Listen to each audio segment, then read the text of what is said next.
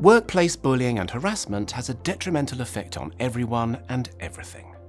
It costs businesses and the economy millions in lost working days. It lowers productivity and it increases staff turnover. More importantly, it makes life uncomfortable, stressful, or even unbearable for its victims. This is why it's so vital that this kind of behaviour is prevented. To do this, we must be able to identify unacceptable behaviour in the first place. So in this course, users will be given a detailed description of what behaviours are considered bullying, as well as why this knowledge matters. And secondly, users will be given a step-by-step guide on how to address bullying at work, including both the formal and informal approach. This course is concise, engaging, and is designed to help employees in any workplace make their working environment a positive, inclusive, and productive place to be. Why not get started with a no-obligation free trial today?